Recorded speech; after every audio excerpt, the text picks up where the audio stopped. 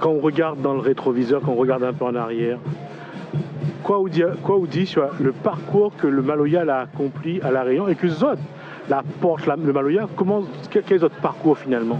Mon parcours, c'est-à-dire comme Dieu même, comme je regarde derrière mon rétroviseur, là, c'est-à-dire, je me retrouve toujours, s'il y avait une machine hein, qui revient en arrière, on aurait dit toujours, mieux revivre de ça. C'est parce que comme je regarde de ça, comme Dieu même en arrière, je regarde toujours mon passé Maloya, mon vécu Maloya, mon tradition, mon couleur. C'est vrai, à rester sous couleur, sur tradition. Mais en fin de compte, notre vécu comme Dieu même, et dans mon génération Maloya, je parle de mon génération moi, et c'est vrai, et le Maloya vraiment, les mini vraiment un truc que je veux dire carrément commercial.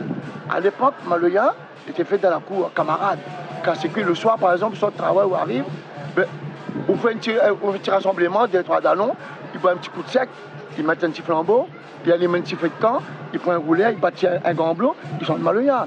Et c'est vrai seulement l'évolution de la musique La Réunion, c'est ça, l'arrivée, je dirais, fait en sorte que maintenant les jeunes de maintenant qui reprend le flambeau, et c'est vrai surtout votre manière de jouer, votre manière de chanter. Et c'est vrai maintenant le Maloya qu'on regarde aujourd'hui. Avant le Maloya, il ne compose pas Maloya. Maloya arrive ou improvise, il joue ou chante. Par exemple, un boucle sous la terre, ou bien fait un morceau de Sili, ou fait un morceau de Chien Importe, ou fait un morceau de Chien Coco. Comme maintenant, c'est vrai, avec l'évolution musicale à La Réunion, et c'est vrai, maintenant, on essaye de composer pour amener nos affaires un petit peu aussi plus par rapport aux touristes.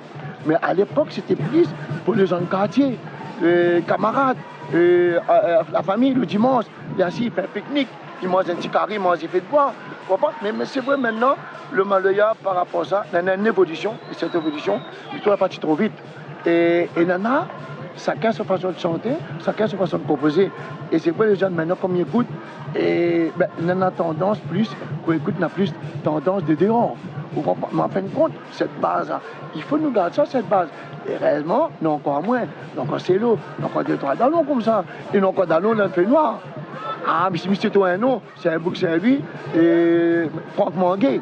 C'est à l'époque, c'était Bamba Créole, mais les aboutants, c'est un bon chanteur Maloya. Hein. À l'ici, il garde ça, on comprend. Mais c'est vrai que même maintenant, l'évolution avec l'évolution, c'est vrai comme aujourd'hui, là, nous les là sur ce site du Colosse, avec la région, la mise en place de villages Maloya, c'est moi déjà mané, hein. Mais c'est vrai que c'est une bonne chose pour que les jeunes y entendent aussi les vieux aux alentours, les débats, les conférences, expliquer un petit peu le débat Maloya, c'est quoi il était avant, comment il joué.